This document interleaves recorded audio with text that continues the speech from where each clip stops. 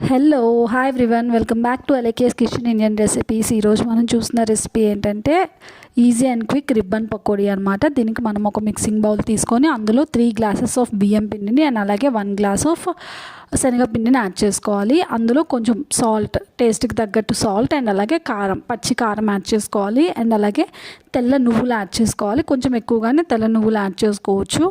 And అలాగే కొంచెం జీలకర్ర, వాము కొంచెం. ఇది చాలా హెల్దీ అండ్ టేస్టీ అనమాట. పిల్లలు ఎంతైనా తినచ్చు, కడుపు నొప్పి అట్లాంటివి ఏమీ రావు అనమాట. నువ్వులు వేసుకుంటే చాలా టేస్టీ అండ్ హెల్దీ. అండ్ అలాగే జీలకర్ర వాము ఏంటంటే డైజెషన్కి యూజ్ అవుతుంది అనమాట. పిల్లలు కడుపు నొప్పి అట్లాంటివి ఏమీ ఉండవు, ఎంతైనా తినచ్చు అనమాట. నెక్స్ట్ మనం ఒక కళాయిలో ఆయిల్ని బాగా వేడి చేసుకొని ఆ హాట్ ఆయిల్ని ఇందులో యాడ్ చేసుకోవాలన్నమాట. బాగా మిక్స్ చేసుకోవాలి. ఇలా పొడి పొడిగా మనకి ఇట్లా పిడికిలతో ఇట్లా అంటే మనకు ఒక ఉండలాగా వస్తుంది అనమాట. అప్పుడు పిండి రెడీ అయిపోయినట్టు. సో మనం టేస్ట్కి తగ్గట్టు సాల్ట్ అవన్నీ చెక్ చేసుకున్న తర్వాత కొంచెం కొంచెంగా వాటర్ యాడ్ చేసుకుంటూ చిన్న చిన్న ముద్దలుగా తయారు చేసుకోవాలన్నమాట. మొత్తం ఒకేసారి రెడీ చేసుకోవాలి. కొంచెం కొంచెం పిండి పక్కకు తీసుకుంటూ చేసుకోవాలి. ఇలా మనం చక్రాలు చేసే చక్రాల గిద్దలు ఉంటాయి కదా, అవి తీసుకోవాలన్నమాట. అంటే మనకి ఇవి గన్ షాట్ అంటారు కదా, అవి ఓల్డ్ స్టైల్ కాకుండా తర్వాత వచ్చినాయి అనమాట.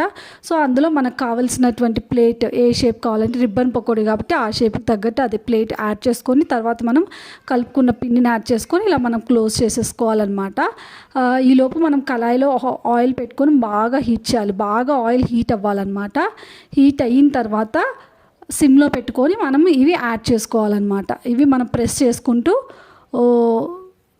యాడ్ చేసుకోవాలన్నమాట. రిబ్బన్ పకోడీ మనం మధ్య మధ్యలో విడివిడిగా వచ్చినా ఏం ప్రాబ్లం లేదు.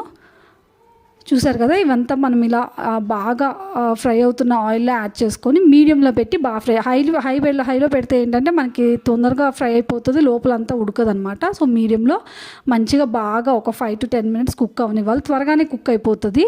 ఇది చూసారు కదా, మనకి ఇలా గోల్డెన్ బ్రౌన్ వచ్చినప్పుడు తీసేసుకోవాలన్నమాట. టిష్యూలోకి తీసుకుంటే ఎక్సెస్ ఆయిల్ అంతా పోతుంది.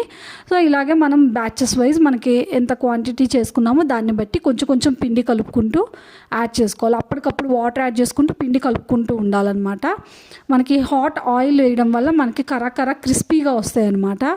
చాలా టేస్టీగా అండ్ హెల్తీగా ఉంటాయి. తప్పకుండా మీరు అందరూ సబ్స్క్రైబ్ చేసుకోండి LKS kitchen Indian recipes for more healthy recipes.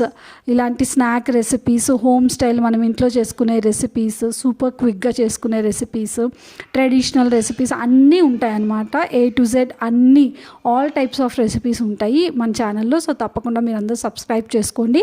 చూసారు కదా, ఇలా మనం ఒక బౌల్లో తీసుకుంటే స్టోరేజ్ బాక్స్లో రెడీ అయిపోయింది ribbon pakodi. Thank you so much. Bye bye.